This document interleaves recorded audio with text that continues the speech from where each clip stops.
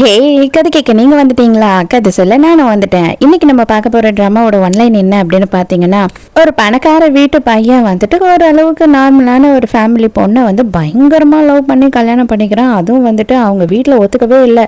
இருந்தாலும் அவ்வளவுதான் கல்யாணம் பண்ணுவேன் அப்படின்னு ஒத்த காலில் நின்று கல்யாணம் பண்ணிக்கிறான். கல்யாணமும் ஆயிடுது. அதுக்கப்புறமா வந்துட்டு ஒரு 3 வருஷம் கழிச்சு இவ கன்சீவும் ஆகுறா. ஆனா இவனால வந்துட்டு அவ கூட இல்லாம இருக்கவே முடியல. கன்சீவானா வந்து புருஷன் பொண்டாட்டி தள்ளி தள்ளி இருக்கணும்னு சொல்லிடுவாங்க இல்லையா? அந்த ஒரு ஓப்பனான சபல புத்தியில என்ன பண்றான் அப்படின்றத பார்க்க போறோம். அதுக்கப்புறமா அதனால இவனே மாறி இவனோட குடும்பம் மாறி எல்லாத்தையும் இழந்து இவன் என்ன மாதிரியான அவஸ்தைக்கு ஆளாகுறான்றதை தான் பார்க்க போறோம். ஸோ எப்பயும் சொல்றதா இப்பயும் சொல்றேன், எஸ்எஸ் வாய்ஸ் ஓவரை சப்ஸ்கிரைப் பண்ணுங்க, பார்த்ததுக்கு அப்புறம் லைக் பண்ணுங்க, மறக்காம போறதுக்கு முன்னாடி எக்ஸ்பிளனேஷன் எப்படி இருக்குன்னு சொல்லிட்டு கமெண்ட் பண்ணிட்டு போங்க. அந்த ஐ பட்டன் அதையும் மறந்துடாதீங்க. நான் சொல்லியிருக்கேன் இல்லையா? அப்பதான் உங்க புண்ணியத்துல இன்னும் ஒரு 4-5 பேருக்கு என்னோட வீடியோ ரெக்கமெண்ட் ஆகும். ஸோ இப்போ வாங்க இன்னைக்கான வீடியோக்குள்ள போவோம். ஸ்டார்டிங் சீன்ல என்ன ஆகுது அப்படின்னு பார்த்தா, நம்ம ஹீரோயினோட புருஷங்காரனை தான் காட்டுறாங்க. இவனோட பேரு வந்து லூஃபெம். இவன் என்ன பண்ணிக்கிட்டு இருக்கான்னா, கோயில்ல உட்காந்து பயங்கரமா கும்பிட்டுக்கிட்டு இருக்கான் சாமியை. என்ன ஆயிடுச்சுன்னா, நம்ம ஹீரோயின் வந்து இப்பதான் 3 மாசம் பிரெக்னெண்டா இருக்கா. இப்போ நீங்க 2 பேரும் ஒன்னா இருக்கவே கூடாது அப்படின்னு சொன்னதுனால விட்டா அப்படியே இவனுக்கு மேல புத்திய கட்டிடும் போல அந்த அளவுக்கு தபமும் பண்ணிக்கிட்டு இருக்கான். அதாவது பொண்டாட்டிக்கு நல்லபடியா குழந்தை பிறக்கணும், என் குழந்தைக்கும் அவளுக்கும் எதுவும் ஆகக்கூடாது அப்படின்னு சொல்லி கிட்டத்தட்ட 2 வாரம் 3 வாரமா வந்து அவன் வேலையை பார்க்கல, வீட்டை பார்க்கல, இங்கேயே உட்காந்து சாமி கும்பிட்டபடியா இருக்கான். இப்பதான் நம்ம ஹீரோயினை காட்டுறாங்க. ஹீரோயினை பொறுத்த வரைக்கும் அவளுக்கு என்ன ஆயிருக்கு அப்படின்னா, இவ ரொம்ப வீக்கா இருந்திருக்கான். அதே மாதிரி வந்து அந்த கருவுமே ரொம்ப வீக்கா இருக்கு அப்படின்னு சொல்லியிருந்திருக்காங்க. இப்போ ரொம்ப நாள் கழிச்சு மறுபடியும் டெஸ்ட் எல்லாம் எடுத்ததுக்கு அப்புறம் இப்போ வந்துட்டு நீயும் பெட்டரா இருக்க, குழந்தையும் பெட்டரா இருக்கு அப்படின்னு டாக்டர் சொன்ன உடனே எல்லா பொண்ணுங்களும் கொஞ்சம் தயங்குவாங்க இந்த மாதிரி கேள்வி எல்லாம் கேட்கறதுக்கு. ஆனா ஹீரோயின் வந்து வாய் விட்டு கேட்டுடுறா.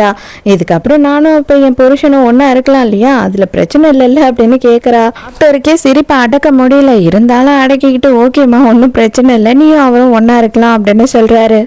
நேரா அங்க ஜூட் விட்டவன் வந்து கோயில்ல தான் நிக்கிறான். அப்பாடா, இப்பதான் என் புருஷனை போய் பார்க்க போறேன். அவன் வந்து எனக்காக ரொம்ப ஃபீல் பண்ணிக்கிட்டு இருந்தான். எனக்கும் என் குழந்தைக்கும் ஏதோ ஆயிடுமோ அப்படின்னு நினைச்சு இங்கேயே வந்துட்டு அப்படியே தவம் புரிஞ்சுக்கிட்டு இருக்காரே அப்படின்னு சொல்லி ரொம்ப சோகமா இருந்தவ இப்ப ரொம்ப சந்தோஷமா வந்துகிட்டு இருக்கா. வந்தவளுக்கு வந்ததுக்கு அப்புறம் தான் தெரியுது, இங்க வந்துட்டு இவன் தவெல்லாம் பண்ணிக்கிட்டு இல்லை, அதை விடவும் ஒரு முக்கியமான விஷயத்துல இருக்கிறான் அப்படின்னு சொல்லிட்டு பார்த்தா ஸ்கிரீனுக்கு பின்னாடி யாரோ 2 பேர் இருக்கா மாதிரி தெரியுது. அது வேற யாரும் இல்லைங்க, நம்ம ஹீரோயினோட புருஷங்காரனும் அவனோட செக்ரட்டரியும் தான். அதை பார்த்த உடனே ஹீரோயினுக்கு செம்ம ஷாக் ஆயிடுது. நம்ம ஹீரோயினுக்கும் இவன் புருஷங்காரனுக்கும் வந்துட்டு 2-3 வருஷம் பந்தம்லாம் கிடையாது. கிட்டத்தட்ட அவங்க 2 பேரும் வந்து சின்ன வயசுலேருந்து ஸ்கூலில் ஒன்றாவே படித்து வளர்ந்தவங்க. இவ வந்து கொஞ்சம் அதான் சொன்னேன் இல்லையா, வாழ்ந்து கெட்ட குடும்பம் அப்படின்றதுனால இவளை எல்லாருமே வந்து பயங்கரமாக புள்ளி பண்ணுவாங்க. அப்போவுமே வந்து புருஷங்காரன் இருக்கான் இல்லையா, அப்போலேருந்தே இவனுக்கு ஹீரோ மேல காதல் இருந்திருக்கு. அதனால ஒரு நிமிஷமும் இவளுக்கு என்ன பிரச்சனைனாலும் அவன் தான் வந்து நிற்பான். அவன் கூடியே இருந்து ஹீரோயினை இந்த நாள் வரைக்கும் ரொம்ப நல்லபடியாவே பார்த்துருக்கான். ஹீரோயினை கல்யாணமே பண்ணிக்க கூடாது அப்படின்னு சொல்லிட்டு இவங்க அம்மா ஆளுங்களை விட்டு இவனையே போட்டு அடி நான் அடிச்சாலுமே நான் அவளை மட்டும்தான் கல்யாணம் பண்ணிப்பேன், அவ தான் என்னோட வாழ்க்கை அப்படின்னு சொல்லிட்டு உடம்பு பூராவும் அடி வாங்கி ஹீரோயினை கல்யாணம் பண்ணியிருக்கான். வேற வழியே இல்லை, இதுக்கு மேல விட்டா இவன் செத்தே போயிடுவான் அப்படின்னு சொல்லிதான் ஹீரோயினை கல்யாணமே பண்ணி வச்சுட்டாங்க. இவளுக்காக என்ன பண்றதுக்கும் துணிஞ்சா என்ன பண்றதுக்கும் ரெடியா இருக்கிறான். அந்த மாதிரி ஒரு புருஷன் இப்படியெல்லாம் வந்துட்டு சந்தோஷமா ஹீரோயினை வச்சுட்டு இருந்த ஒரு புருஷன் இப்ப ஜஸ்ட் இவ வந்து கன்சீவா இருக்கா, இவளால வந்து அவனோட சந்தோஷத்தை சாட்டிஸ்ஃபை பண்ண முடியாதுன்ற காரணத்துக்காக ஹீரோயினை விட்டுட்டு வந்துட்டு இந்த கோயில்ல பூஜை பண்ணிக்கிட்டு இருக்கான். அப்படின்னு பார்த்தா அவன் என்ன மாதிரி பூஜை பண்றான் அப்படின்றது எல்லாருக்கும் தெரிஞ்சு போச்சு. இப்போ நம்ம ஹீரோயின் எல்லாம் கல்லானாலும் கணவன் புல்லானாலும் புருஷன்ற கதையெல்லாம் கிடையாது. அங்க இருக்க வேலைக்கு எடுத்து அந்த ஸ்கிரீனை கொளுத்தி விட்டுறா. அவ்வளவுதான், நெருப்பு தீயா பறவ அங்க இருக்கவங்க தெரிச்சு வெளியில ஓடி வந்து தானே ஆகணும். அங்கே கோயிலில் சேர்ந்தவங்களும் வந்து நெருப்பை அணைக்கணுன்றதுக்காக வேகமாக அந்த இடத்துக்கு வராங்க. அங்கே இருக்க பொதுமக்கள் அப்படி இப்படின்னு எல்லாரும் வராங்க. எல்லாரும் வந்து இங்கே இருக்க புருஷங்காரனோட நிலைமையை பார்த்துடுறாங்க. இப்போ ஊருக்கே தெரிஞ்சு போச்சு. அவசரமாக ட்ரெஸ்ஸு எல்லாம் போட்டுக்கிட்டு வெளியில் வந்த புருஷங்காரன் என்ன பண்ணுறான் அப்படின்னு பார்த்தா, அது எப்படி கேண்டில் காற்றுல பறந்து வந்துச்சா, இது யாரும் பண்ணியிருக்காங்க அப்படின்னும் போது ஹீரோயின் கொஞ்சமும் பயப்படல. ஆமாண்டா நான் தாண்டா பண்ணேன் அப்படின்னு வந்து நிற்கிறா. என்னது நீ பண்ணியா அப்படின்னு ஷாக் ஆகுறான்.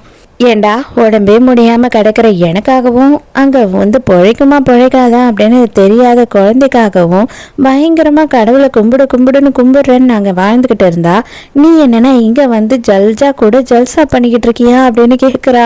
ஐயோயோ இவளுக்கு எல்லாம் தெரிஞ்சு போச்சா அப்படின்னு பேய் அரைஞ்ச மாதிரி ஆயிடுது அவனுக்கு மூஞ்சி கிஞ்சிலாம். ஐயோ தங்கம் என்ன தங்கம் நீ இப்படியெல்லாம் பண்ணிக்கிட்டு இருக்க, ஆம்பளைங்கன்னா முன்ன பின்ன அப்படி இப்படிதான் இருப்பாங்க, அதுக்குன்னு நீ என்ன ஃபாலோலாம் பண்ணி வந்து நான் என்ன பண்றேன்னு பாப்பியா, இது எவ்வளோ அளவுக்கு நல்லதே இல்லைன்னு தெரியுமா அப்படின்னு சொல்லி ரொம்ப யோகியம் மாதிரி பேசுறான். இதை பாரு, உன்னோட நல்லதுக்கும் குழந்தையோட நல்லதுக்கும் தான் நான் எல்லாமே பண்ணிக்கிட்டு இருக்கேன், நீ இந்த டைமுக்கு இப்படியெல்லாம் பண்ணக்கூடாது, இப்படியெல்லாம் சத்தம் போடக்கூடாது அப்படின்னும் போது எது நீ இவ கூட இருந்தது வந்து என்னோட நல்லது குழந்தையோட நல்லதா அப்படின்னு சொல்லி கேட்குறா. இப்பதான் ஹீரோயின் வந்துட்டு ஒரு விஷயத்த ஞாபகப்படுத்தி பாக்குறா. என்ன அப்படின்னு பார்த்தா புருஷங்காரன் வந்துட்டு ஒரு செக்ரட்டரியை நான் சூஸ் பண்ணணும், இதுல யாரு நீயே செலக்ட் பண்ணி கொடு அப்படின்னும் போது இதே மாதிரி அதாவது நம்ம ஹீரோயின் மாதிரி வந்து ஒரு வாழ்ந்து கேட்ட ஒரு ஃபேமிலில இருந்து ஒரு பொண்ணு அப்ளை பண்ணிருக்கா. அந்த பொண்ணை செலக்ட் பண்ணிக்கோ அப்படின்னு சொல்லிட்டு ஹீரோயின் தான் வந்து செலக்ட் பண்ணிருக்கா. அந்த பொண்ணுக்கும் இவனுக்கும் தான் இப்ப கள்ள காதலே. அதுதான் நினைச்சு பாக்குறா. அடியே நீ நல்லா இருக்கணும்னு நான் நினைச்சேன், ஆனா என் வாழ்க்கையே கெடுத்துட்டு அடி பாவி அப்படின்னு. புருஷங்காரன் சான்ஸே இல்லைங்க, ரொம்ப தெளிவு. என்ன சொல்கிறான் அப்படின்னா இதை பார், நானும் அவளும் வந்து லவ் பண்ணல, கல்யாணம் பண்ணிக்க போகிறதில்ல, என்னோட ஒரே பொண்டாட்டி நீ மட்டும்தான், என்னோட காதல்னா அது நீ மட்டும்தான், ஜஸ்ட் ஒரு 6 மாதம் உனக்கு குழந்தை பிறக்கிற வரைக்கும் எனக்கு சில தேவைங்க இருக்கும் இல்லையா, அது எல்லாத்துக்காகவும் தான் நான் இவ்வளோ வச்சுருக்கேன், இவளோட பேர் யான் யான் உனக்கு தான் தெரியுமே அப்படின்னு சொல்லி அவளை இன்ட்ரடியூஸ் பண்ணுறான் பொண்டாட்டி கிட்ட. அவளே ஷாக்கிங்காக பார்க்குறான்னா அவன் பொண்டாட்டிக்கிட்டே எப்படி சொல்கிறியேன்னு. உடனே வந்து அந்த யான் யான் இருக்கா இல்லையா, அவ டென்ஷன் ஆகி கத்துறா. இந்த மாதிரி அவ ஸ்கிரீனை கொளுத்தி விட்டதுனால நான் ட்ரெஸ் இல்லாம இருக்கிறத எல்லாரும் பார்த்துட்டாங்க, ஓடி வந்து காப்பாற்றும் போது இதுக்கு நான் என்ன பண்றது, அதுல நிறைய பேர் அதை வீடியோ வேற எடுத்துட்டாங்க அப்படி இப்படின்னு சொல்லி புலம்பிட்டு இருக்கா. அடியே உனக்கெல்லாம் பேசுறதுக்கு தகுதியே இல்லை, இதுக்கு மேல எதனா பேச வந்த அப்படின்னு சொல்லி ஹீரோயின் என்ன பண்றேன்னா அவளை யான் யானை அடிக்கிறதுக்கு போறா. உடனே வந்துட்டு புருஷங்காரன் கையை பிடிச்சி எல்லாத்தையும் நம்ம தனியா போய் பேசிக்கலாம் அப்படின்னு சொல்றான். உன்னதான்டா முதல்ல பொலன்னு பொழக்கணும், எல்லாத்துக்கும் காரணம் நீ தான், அவளை எனக்கு கேள்வி கேட்கறதுக்கு உரிமை இல்லை, ஆனா உன்னை கேள்வி கேட்க உரிமை இருக்கு அப்படின்னு சொல்லிட்டு அவனுக்கே பலகாரன்னு ஒண்ணு கொடுக்குறா கண்ணத்திலேயே. வர உன்னோட திமிருக்கு அளவே இல்லாம போயிடுச்சு அப்படின்னு சொல்லிட்டு இவன் என்ன பண்றான்னா ஹீரோயினே ஒரு அடி அடிச்சிடுறான். டக்குன்னு போய் அவ டேபிள்ல முட்டிக்கிறா. நீ வா நம்ம போகலாம் அப்படின்னு சொல்லிட்டு அவளை கூட்டிகிட்டு கிளம்புறான். இது பாரு நீ ஏன் நல்லா யோசித்து உன்னோட தப்பை உணர்ந்து வீட்டுக்கு வந்து சேரு அப்படின்னு சொல்லிட்டு போகிறான். போகும்போது ஹீரோயினுக்கு அடப்பாவின்னு தோணுது. மறுநாள் காலையில் ஹீரோயின் கண்ணு முழிக்கிறதே வந்து ஹாஸ்பிட்டலில் தான். அவள் அங்கேயே மயக்கடிச்சு விழுந்துட்டா போல். கோயிலில் இருக்கவங்களும் கொண்டு வந்து ஹாஸ்பிட்டலில் சேர்த்துருக்காங்க. ஆனால் என்ன ஒன்று, குழந்தைய தான் காப்பாற்ற முடியல. ஆல்ரெடி கரு வீக்காக இருக்குது அப்படின்னு தானே சொன்னாங்க. இவன் அடிச்ச அடியில் அவள் டேபிளில் வேற முட்டிக்கிட்டா. அதனால அவளுக்கு அபார்ஷன் ஆயிடுது. இவளுக்கு எப்படி ரியாக்ட் பண்ணுறதுனே தெரியல. இந்த விஷயத்த வந்துட்டு ஃபீல் பண்ணுறதா, இல்லை புருஷனை நினச்சி ஃபீல் பண்ணுறதா, இல்லை இத்தனை வருஷம் கழிச்சு குழந்தை நின்றுச்சு குழந்தை போயிடுச்சு அப்படின்னு ஃபீல் பண்ணுறதா அப்படின்னு அவளுக்கு ஒன்றுமே புரியாத ஒரு குழப்பமான மனநிலைமையில இருக்கா. பழைய விஷயத்தெல்லாம் நினைச்சு பாக்குறா. சின்னதா கையில ஒரு கீரல் பட்டாவே அவ்வளவுதான், அவளை நிக்க கூட விடாம தலை மேல தூக்கி வச்சுக்கிட்டு ஆடுவான். அடப்பாவி இப்ப என்னடா குழந்தையே கொண்டு போட்ட அப்படின்னு தான் நமக்கு தோணும். அடுத்த சீன்லயே வந்துட்டு நேரா அவங்க மாமியாரை பார்க்க போறா ஹீரோயின். என்ன அப்படின்னு பார்த்தா, நான் உன்னோட பிள்ளைய டிவோர்ஸ் பண்ண போறேன், ஆனா இந்த விஷயத்த அவனுக்கு தெரியாம நீ தான் சைன் வாங்கி தரணும் அப்படின்னு சொல்றா. அடியே எங்க குடும்ப வாரிசு என்ன பண்ணலான்னு நீ நினைச்சுக்கிட்டு இருக்க அப்படின்னு சொல்லி இவ கோவப்படுறா. உடனே அப்பதான் ஹீரோயின் வந்துட்டு அந்த குழந்தை செத்து போச்சு, இது எல்லாத்துக்கும் காரணம் உன் புள்ளதான் அப்படின்னு சொல்லி சொல்றா. அப்பாடா அப்பனா பரவாயில்ல, எங்க குடும்ப வாரிசை நீ வெளியில கொண்டு போய் கஷ்டப்படுத்தாம இருந்தா போதும் அப்படின்னு சொல்றா. இவளுக்கு கொஞ்சமும் கவலையே கிடையாதுங்க. ஒரே நிமிஷம் ஒரு முக்கியமான ஒரு கால் பண்ணிக்கிறேன் அப்படின்னு சொல்லிட்டு ஒரு ஃபோன் பண்ணுறா. என்ன அப்படின்னு பார்த்தா ஒன்றும் இல்லை, ஒரு பொம்பளைக்கு கால் பண்ணி 2 மாதத்துக்கு முன்னாடி அந்த பணக்கார பொண்ணு வந்துட்டு இன்னும் சிங்கிளாக இருக்கான்னு சொன்னீங்க, அவள் இன்னும் சிங்கிளாக தான் இருக்காளா இல்லை மிங்கிள் ஆயிட்டாளா அப்படின்னு சொல்லி இந்த அம்மா வந்து பிள்ளைக்கு அதுக்குள்ளே பொண்ணு ரெடி பண்ணுறாங்க. ஹீரோயின் ஒன்றுமே பேசலைங்க. புருஷங்காரன் கிட்ட சைன் வாங்க வேண்டிய டாக்குமெண்ட்ஸ் எல்லாம் மட்டும் அங்கேயே வச்சுட்டு அங்கேருந்து கிளம்புறா. என்ன நல்லாவே தெரியும் மாமியார் காரி சொல்லவே மாட்டா புருஷங்கிட்ட, கண்டிப்பாக வந்து சைனும் வாங்கி கொடுத்துருவான்னு. வெளியில வரும்போதே புருஷங்காரன் கால் பண்றான். கால் பண்ணி அவன் என்ன சொல்றான் அப்படின்னா, சீக்கிரமா வந்து என்ன பாரு, எதா இருந்தா என்ன நம்ம பேசி தீர்த்துப்போம் அப்படின்னு சொல்றான். உன்னெல்லாம் வந்து பாக்குறதா, நான் என்ன பண்ணுவேன்னு தெரியல, உன்னை நேர்ல பார்த்தா இதுக்கப்புறம் என்கிட்ட பேசுற வேலையை வச்சுக்காத, இனிமே உனக்கும் எனக்கும் சம்பந்தமே இல்லை அப்படின்னு சொல்லி பயங்கரமா கோவப்படுறா. இதை பாரு, எந்த வீட்லயும் எந்த ஆம்பளையும் பண்ணாத தப்பெல்லாம் நான் பண்ணிடல, நான் வந்து உன்னைதான் லவ் பண்ணுறேன், நீ எப்பவும் என்னோட பொண்டாட்டி தான், அது மட்டும் இல்லாமல் உன்னோட வயிற்றுல வளர்றது மட்டும்தான் என்னோட வாரிசும் கூட, அதுக்காக நீ இந்த தேவையில்லாத பிரச்சனையெல்லாம் பண்ணாமல் அந்த குழந்தைக்காகவாவது நீ வந்து சேரு அப்படின்னு சொல்கிறான். ஆனால் ஹீரோயின் இப்போ வரைக்கும் வந்து குழந்தை இறந்து போன விஷயத்தை இவன் கிட்ட சொல்ல மாட்டா. ஃபோனையே வைக்காம ரொம்ப டார்ச்சர் பண்ணதுனால ஹீரோயின் நேராக கிளம்பி வந்துட்டா. என்னதான் பிரச்சனை, நேர்லயே போய் நம்ம பார்த்துக்கலாம் அப்படின்னு சொல்லிட்டு, அப்பாடா வந்துட்டியே கடைசியா, அது போதும் எனக்கு, நீ இல்லை அப்படின்னா நான் என்ன பண்ணுவேன்னு எனக்கு தெரியல அப்படின்னு சொல்றான். தொலைவு கஷ்டப்பட்டு வந்திருக்க, இந்த தண்ணியை குடி முதல்ல அப்படின்னும் போது, இது பார் என்ன விஷயமோ அதை என்கிட்ட பேசி தொலை, தயவு செஞ்சு என்ன தண்ணியை குடி, சாப்பிடு, அது இதுன்னு இந்த சீனெல்லாம் போட்டுக்கிட்டு இருக்காது அப்படின்னு சொல்லி கோவப்படுறா. ஐயோ செல்லம், நீ டென்ஷனே ஆகாத, உட்காரு, தண்ணியை குடி, நீ கொஞ்ச நேரமாவது ரெஸ்ட் எடு, ரிலாக்ஸ் பண்ண, அதுக்கப்புறம் மற்ற எல்லாத்தையும் பேசலாம் அப்படின்னு சொல்லிட்டு கம்பல் பண்ணுறான். ஹீரோயினும் இவன் இதை நிறுத்தவே மாட்டான்னு சொல்லிட்டு அந்த தண்ணியும் வாங்கி குடிச்சிடுறா. ஹீரோயின் இதுக்கு மேலே நான் இருக்க மாட்டேன், கிளம்புறேன் அப்படின்னும் போது, தயவு செஞ்சு வந்து என்னை விட்டுட்டு போகாதடி தங்கம் அப்படின்னு சொல்லி ஹீரோயினை கிஸ் பண்ணுறதுக்கு போகிறான். செம்ம காண்டாயிடுறா. உனக்கு கொஞ்சம் கூட வெக்கமே இல்லையா, எதுக்கு இவ்வளோ கேத்தரமாக கேடு கட்டத்தனமாக இருக்கு அப்படின்னு திட்டுறா. ஆனால் இந்த எடுபட்ட பையன் ஏதோ பிளான் பண்ணிட்டாங்க. ஹீரோயின் மயங்கிட்டா கொஞ்ச நேரத்திலேயே. இதுக்கப்புறம் இன்னைக்கு நடக்கிற விஷயத்துக்கு அப்புறமா கண்டிப்பா நீ என்னை விட்டு எங்கேயுமே போக மாட்டேடி செல்லம் அப்படின்னு சொல்லிட்டு இருக்கான். அதோட மறுநாள் காலையில ஹீரோயின் எழுந்துக்கிறா. பக்கத்துல பார்த்தா வேற எவனோ ஒருத்தன் படுத்துட்டு இருக்கான். அவ்வளவுதான், அவளுக்கு எப்படி இருக்கும், அலறி அடிச்சு எழுந்துக்கிறா. இப்பதான் அவளுக்குமே வந்து ஞாபகம் வருது, அந்த சண்டாலம் பார்த்த வேலை தான் போல, அவன் எதையோ கலக்கி கொடுத்துதான் நம்மளை மயக்க அடிச்சு விழ வச்சிருக்கான் அப்படின்னு சொல்லி யோசிக்கிறா. கரெக்டாக அந்த நேரம் பார்த்துட்டு வாசல்லையே நின்று எப்படா ஹீரோயின் சவுண்டு கேட்கும் அப்படின்னு உள்ளே வந்தவனுங்க மாதிரி 3-4 பேர் வந்துடுறானுங்க மொபைலை எடுத்துக்கிட்டு.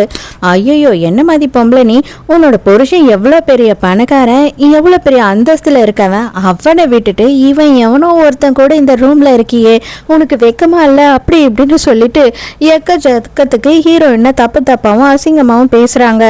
கடுப்பான ஹீரோயின் அப்படியே டக்குன்னு அவள் ட்ரெஸ்ஸை எடுத்து மாட்டிக்கிட்டு இந்த ஃபோனை தூக்கி போட்டு உடைக்கிறா. நீங்கள் என்னெல்லாம் நினைக்கிறீங்களோ அதெல்லாம் வீடியோ எடுத்துருவீங்களா, அடுத்தவங்களோட பர்சனல்னு அடுத்தவங்களோட ப்ரைவசின்னு எதுவுமே இல்லையா அப்படின்னு சொல்லி கத்திக்கிட்டு இருக்கா.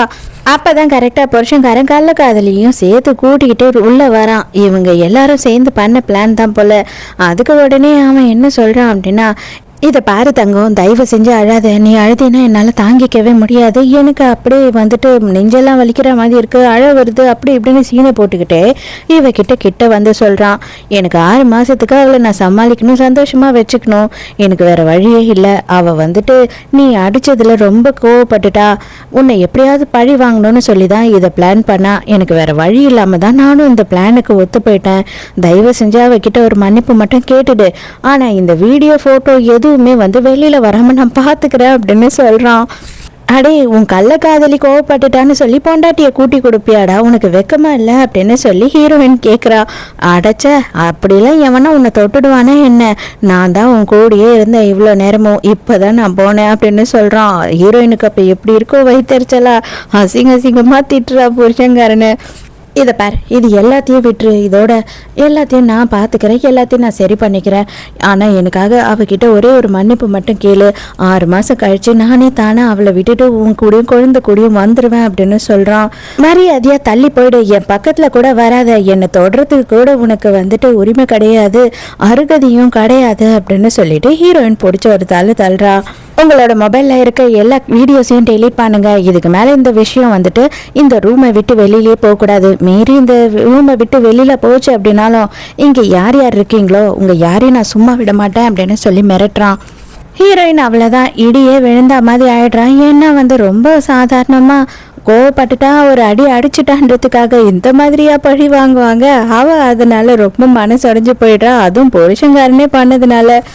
இப்போதான் ஹீரோயின் வந்து நினச்சி பார்க்குறா, அப்பாவாக போகிறோம் அப்படின்னு சொல்லி நினச்சி அவன் எந்த அளவுக்கு சந்தோஷப்பட்டான், எந்த அளவுக்கு ஹீரோயினை பார்த்துக்கிட்டான், ஆனால் இப்போ எந்த அளவுக்கு கேவலமாக நடந்துக்கிட்டான் அப்படின்னு சொல்லி எல்லாம் நினச்சிக்கிட்டு இருக்கா. ஆனால் அதே நேரத்துக்கு இவன் வெளியில் போன உடனேயே வந்துட்டு மெசேஜ் அனுப்புகிறான். என்னை பற்றி நீ எதுவும் தப்பாக நினைக்காத, கோவப்படாத, நான் வந்துட்டு எல்லாத்தையும் விட்டுட்டு 6 மாதம் கழிச்சு உங்ககிட்ட வந்துடுவேன் அப்படின்னு சொல்கிறான். அதே நேரத்துக்கு மாமியாக்காரிக்கிட்ட இருந்து மெசேஜ் வந்துருச்சு, எப்படி இருந்தாலும் இன்னைக்கு நான் அவன் கிட்ட வந்து சைனை வாங்கி வச்சிருவேன்னு சொல்லிட்டு. அதனால இவளோட திங்ஸ் எல்லாம் பேக் பண்ணுறா. என்னவோ வேலைக்கு போயிட்டு களைச்சி வந்து புருஷன் டயர்டாக வந்து பின்னாடி இருந்து ஹீரோயினை கட்டி பிடிக்கிற மாதிரி வந்து கட்டி பிடிக்கிறான். எவ கூடயோ சுற்றிந்துட்டு வந்துட்டு செம கடுப்பாயிடுறா ஹீரோயின். ஆனாலும் வந்துட்டு இந்த குழந்தை விஷயம் எதையுமே அவள் சொல்ல மாட்டான் அவங்கிட்ட. இது பாருமா, அந்த பொண்ணை பற்றி தப்பாகவே நினைக்காத. அந்த பொண்ணு சின்ன பொண்ணு நம்மளை விட. அது மட்டும் இல்லாமல் எனக்காக வந்துட்டு அவள் எந்த அளவுக்கு சாக்ரிஃபைஸ் பண்ணியிருக்கான்னு உனக்கு தெரியுமா? எனக்கு கல்யாணம் ஆயிடுச்சு, குழந்தையே பிறக்க போகுது. இருந்தாலும் வந்துட்டு அவளோட ஃபர்ஸ்ட் டைமே என் கூட தான் நடந்தது. அதனால தான் என்னால் அவளை விட்டு கொடுக்க முடியல. ஜஸ்ட் ஒரு 6 மாதம் தான் நான் தெளிவாக அவகிட்ட பேசிட்டேன்.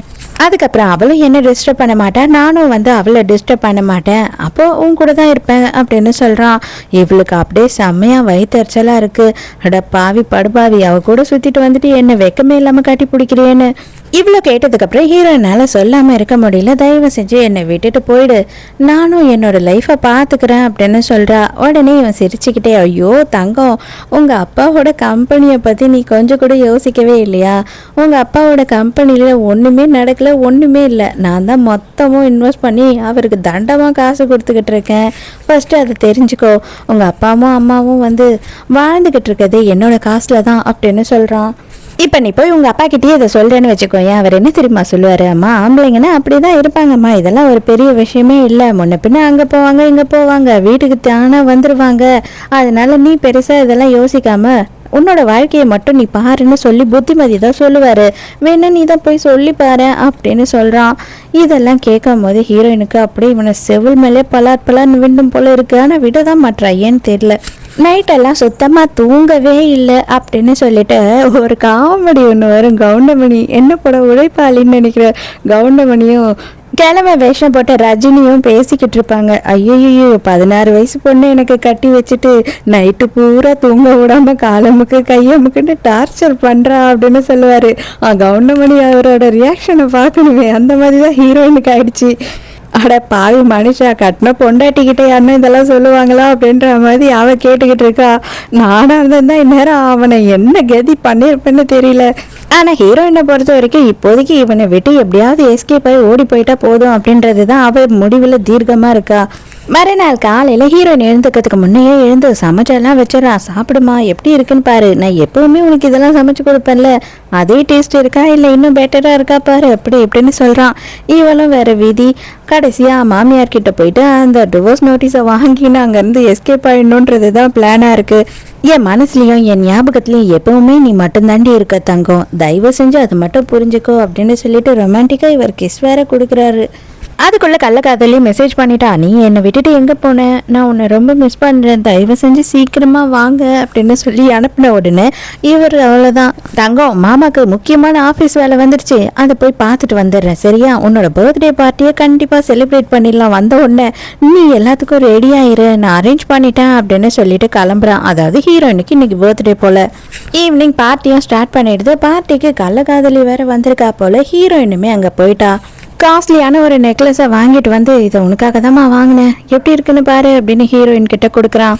அது எப்படி நீ அவளுக்கு தருவ, நீ எனக்கு தானே வாங்கி தரேன்னு சொல்லிட்டு கிளம்புனேன் ஃப்ரான்ஸுக்கு, அது ஃப்ரான்ஸில் தானே போய் வாங்கிட்டு வந்த, அந்த காஸ்ட்லியான பொருள் எனக்கு தானே நீ தரேன்னு சொன்னேன் அப்படின்னு அது எல்கேஜிக்கு வந்த மாதிரி மிட்டாய் கழுவுற மாதிரி அழுதுகிட்டு இருக்கு.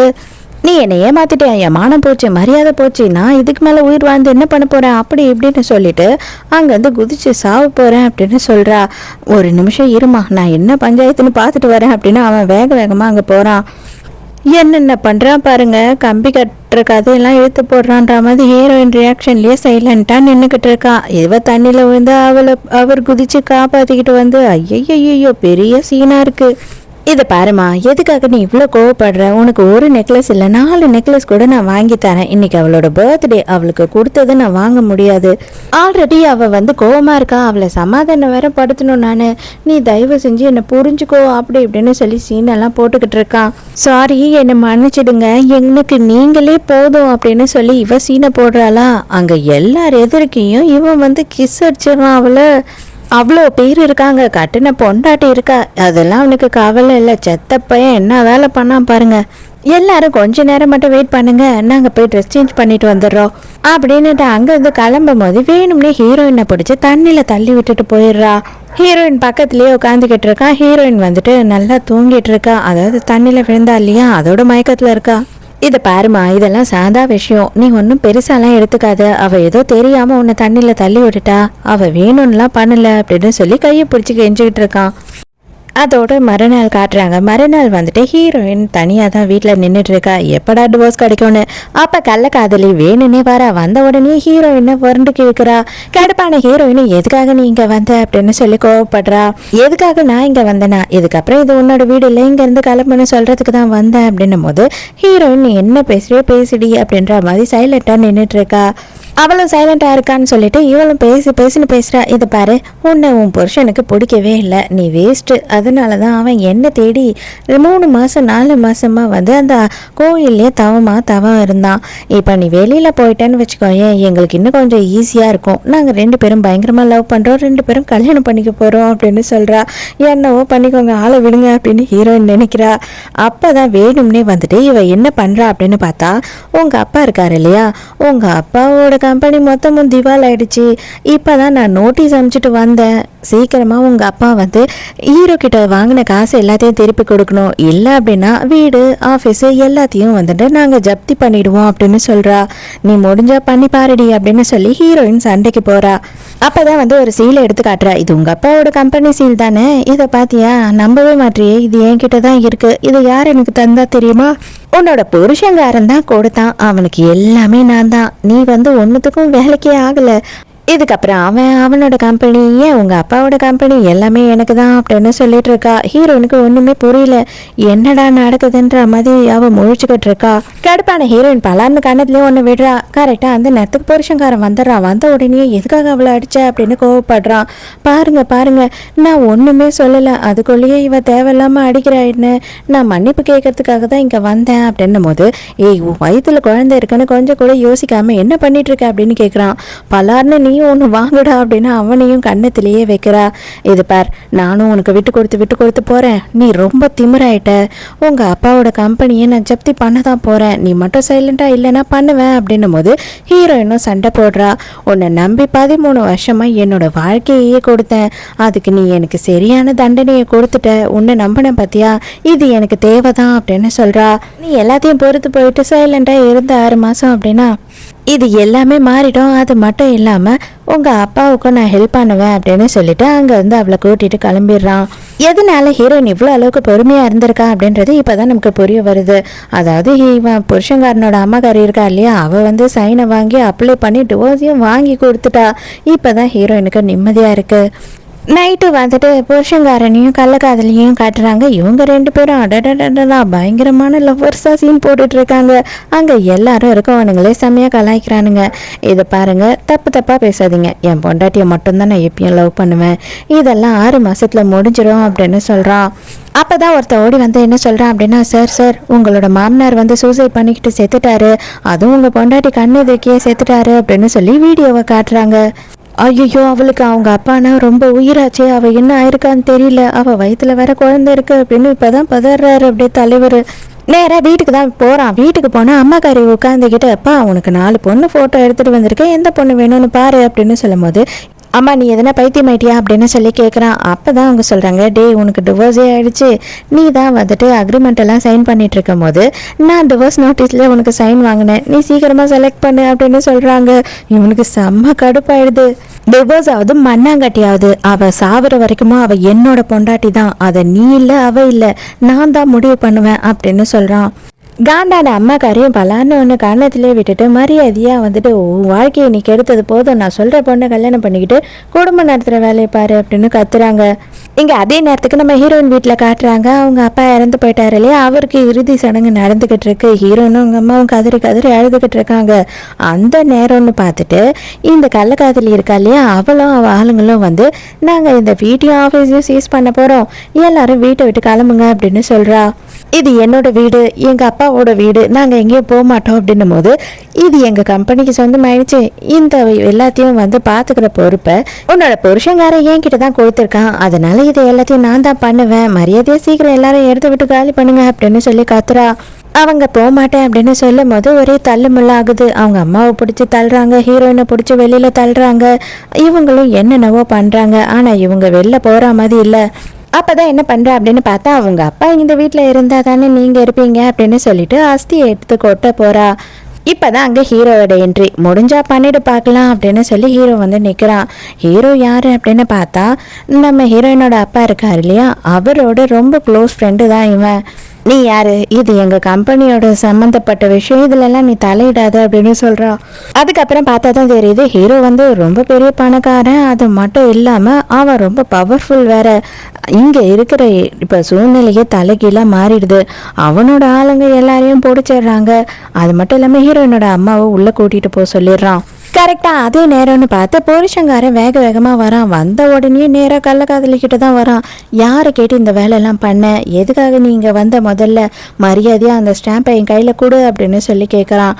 நீங்க ஏன் இப்படி என் மேல கோவப்படுறீங்க, எதுக்காக நீங்க வந்து என்ன திட்டுறீங்க எல்லாரும் எதிர்க்கும் அப்படின்னு சொல்லி குழையிறா.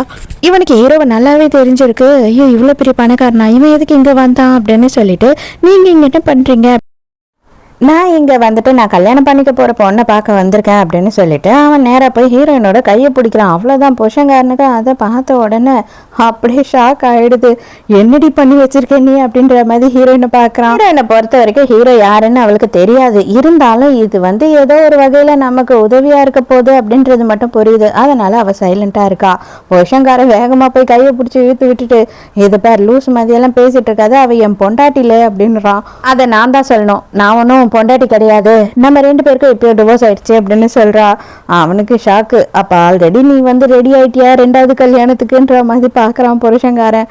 இது பாரு டார்லிங், எந்த பிரச்சனையா இருந்தாலும் நம்மளோட பேசி தீர்த்துப்போம், 3வது மனுஷன் எல்லாம் உள்ள விடக்கூடாது, நமக்கு வந்து குழந்தை வேற பிறக்க போகுது அப்படின்னும் போது, ஓ குழந்தை பிறக்க போகுதுன்னு இன்னும் நம்பிக்கிட்டு இருக்கியா, நீ தான் உன் குழந்தை அன்னைக்கு கோயில்லையே கொன்னுட்டியே அப்படின்னு சொல்லி ஹீரோயின் சொல்றாளா.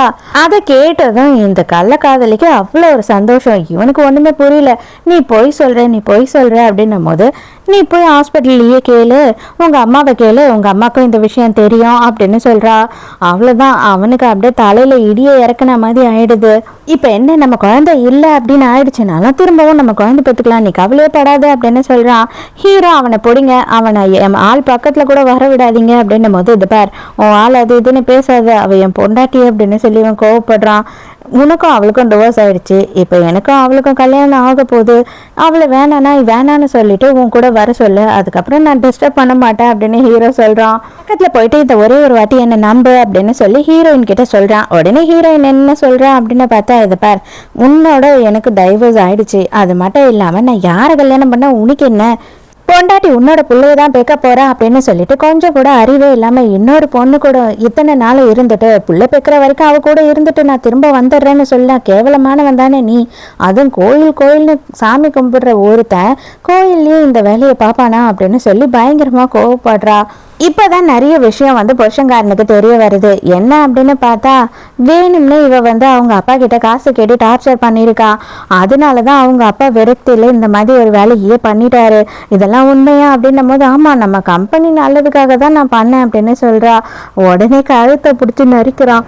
அதுல என்ன நினைக்கிறேன் அப்படின்னு பார்த்தா, இப்போதைக்கு அவனுக்கு டிவோர்ஸ் ஆயிடுச்சு, எதா இருந்தாலும் நம்ம வந்து கொஞ்ச நாள் கழிச்சு அவனை கரெக்ட் பண்ணிப்போம், கல்யாணமும் பண்ணி செட்டில் ஆகிப்போம், இப்போதைக்கு இங்கே போயிடலாம், உயிர் தப்பிக்கணும்னா அப்படின்னு அங்கேருந்து போயிடுறா.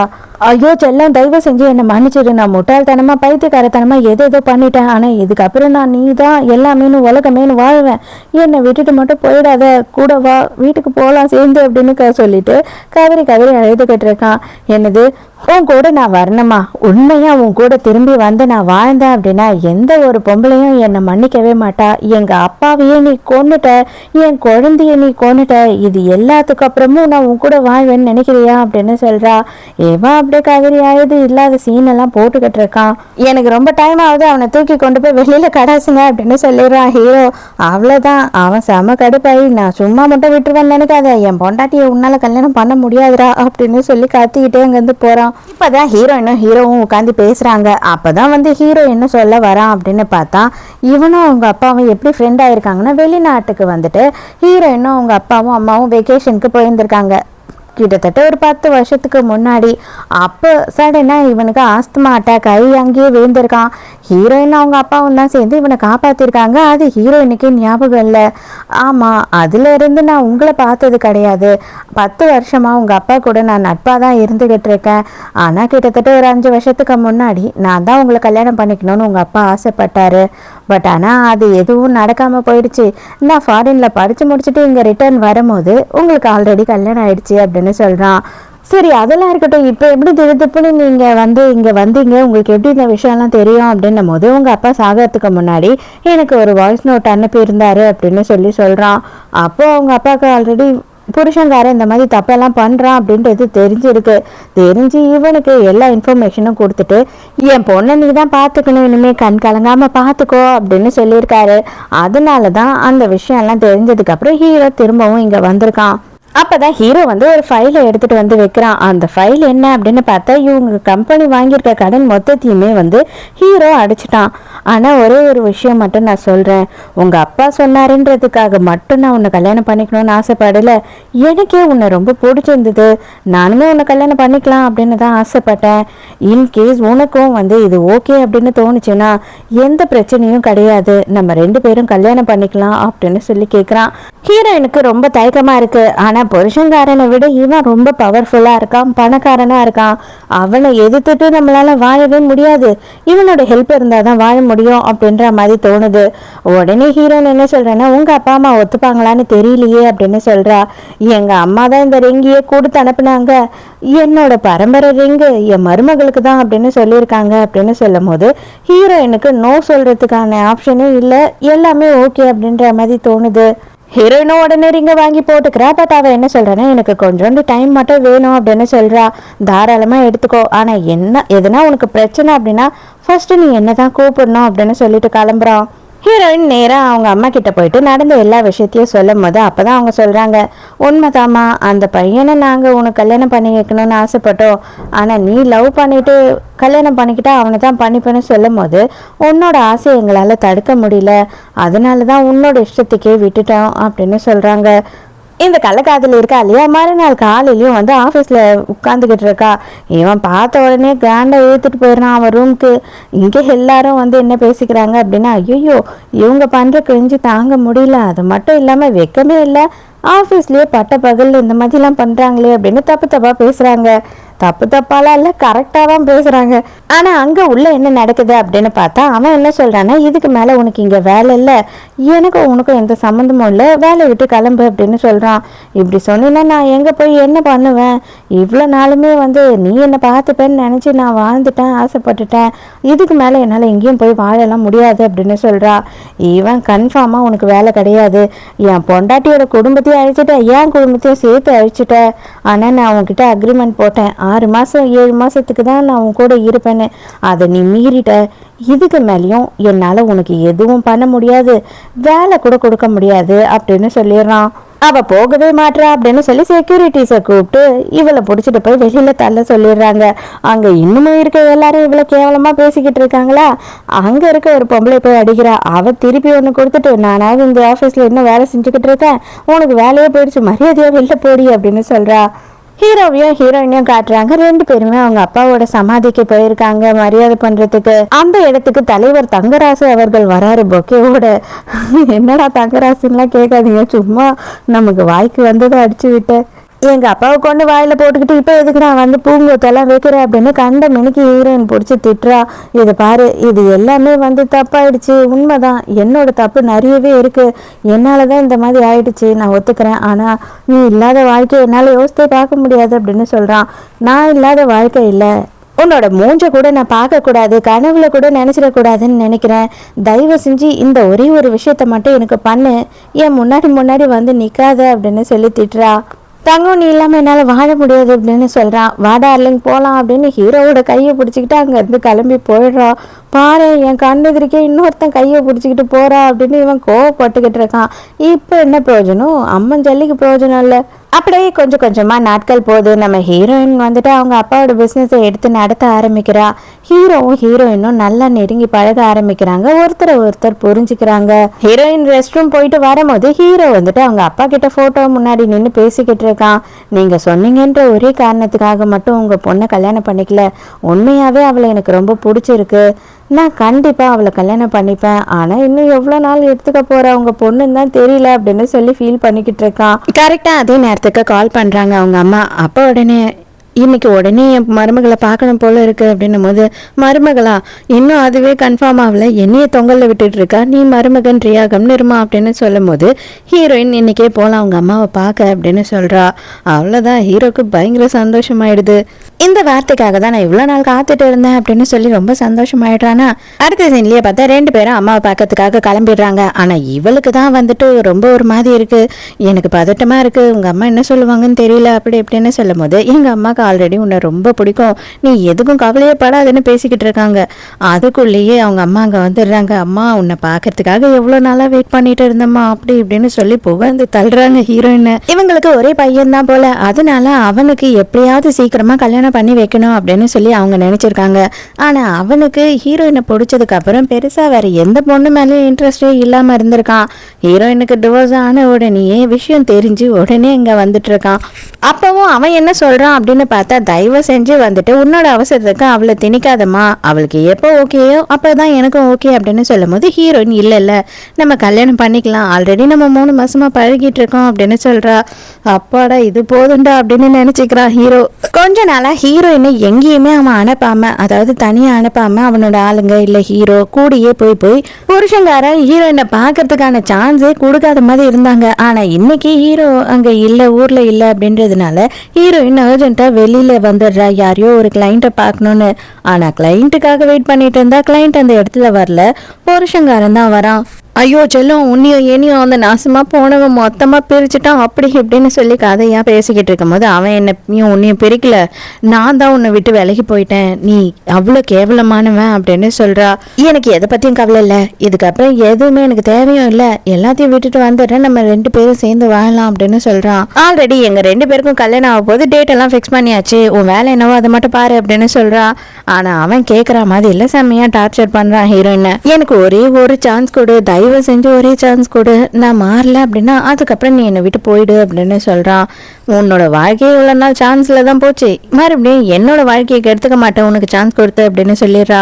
கள்ளக்காதலி கரெக்டா அந்த இடத்துக்கு வர, இவளாலதான் என் வாழ்க்கையே நாசமா போச்சு அப்படின்னு சொல்லிட்டு அங்க இருக்க கண்ணாடியை எடுத்து ஹீரோயின் மண்டையில அடிக்க வர. ஆனா நடுவுல புருஷங்காரன் பூந்துடுறான், அவன் மண்டையிலேயே விழுது.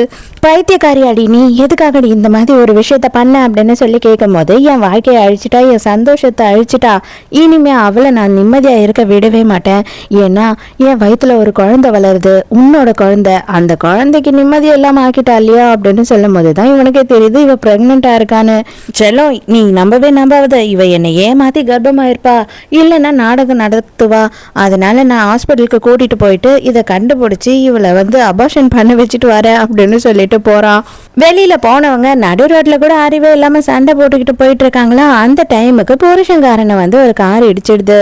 கள்ளக்காதலி அங்கேயே விட்டுட்டு எஸ்கேப் ஆயிடுறா. அவளுக்கு அடியெல்லாம் படல, இவனுக்கு தான் அடிபட்டுடுது. ஆனா ஹீரோயின் ஹாஸ்பிட்டல்ல கொண்டு சேர்த்து அவனோட ட்ரீட்மெண்ட்டுக்காக சைனுமே பண்றா.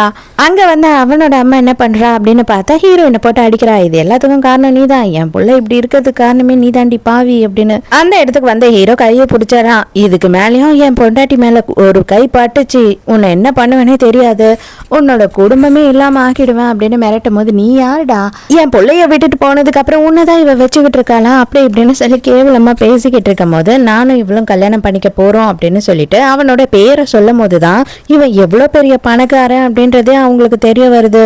நீ வந்துட்டல, உன் பிள்ளைய பாத்துக்கோ, இதுக்கு மேல யாரும் பார்க்க வேண்டிய அவசியம் இல்லை அப்படின்னு சொல்லி அவங்க 2 பேரும் அங்கிருந்து கிளம்பி போயிடுறாங்க.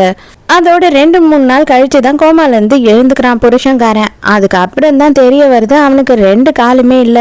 2 காலம் இல்லாம இருக்கான். எப்படியாவது இவனை பாத்துக்கிறதுக்கு யாருன்னா ஒருத்தர் இருந்து தானே ஆகணும், அதனால இவனுக்கு கல்யாணம் பண்ணணும் அப்படின்னு நினைக்கிறாங்க அவங்க அம்மா. சில மாசம் கழிச்சு அங்க வரவங்க எல்லாம் என்ன சொல்லிடுறாங்கன்னா, என் பொண்ணைய கொடுக்க மாட்டேன், என் பொண்ணை இந்த மாதிரி ஒருத்தனுக்கு கொடுத்துட்டு என் பொண்ணு என்ன சந்தோஷத்தை பாப்பா, என்னதான் காசு இருந்தாலும் அவளுக்கு சந்தோஷமே இல்லை அப்படின்னா எப்படி அப்படின்னு சொல்லிட்டு போயிடுறாங்க.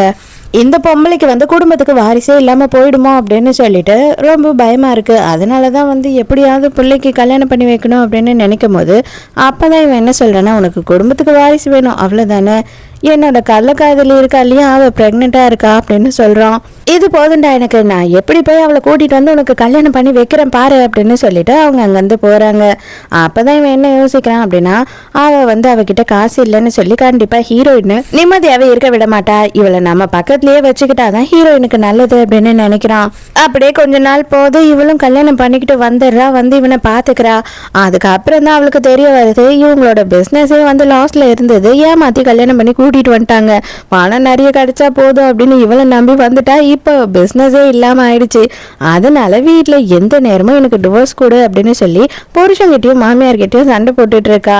எனக்கு எதை பற்றியும் கவலை இல்லை, உன்னோட லைஃப் நல்லா இருந்தது நிம்மதியாக இருந்ததுன்னா அதுவே எனக்கு போதும் அப்படின்னு சொல்லி ஹீரோயினோட ஃபோட்டோவை வச்சு பார்த்துக்கிட்டு இருக்கான் புருஷங்காரன். அதே நேரத்துக்கு ஹீரோயினையும் காட்டுறாங்க. இவ்வளோ நாளுக்கு அப்புறமா ஒரு நல்ல அண்டர்ஸ்டாண்டிங் ஆனதுக்கப்புறம் இப்போ தான் இவங்க 2 பேரும் கல்யாணம் பண்ணி இருந்திருக்காங்க. இந்த ட்ராமாவை பார்த்ததுக்கு அப்புறமா உங்களுக்கு என்ன கருத்து தோணுச்சு அப்படின்றத மறக்காம எனக்கு கமெண்ட்ல சொல்லுங்க. ஸோ நாளைக்கு மறக்காம கதை கேட்க வந்துருங்க, நானும் மறக்காம கதை சொல்ல வந்துடுறேன். பாய்.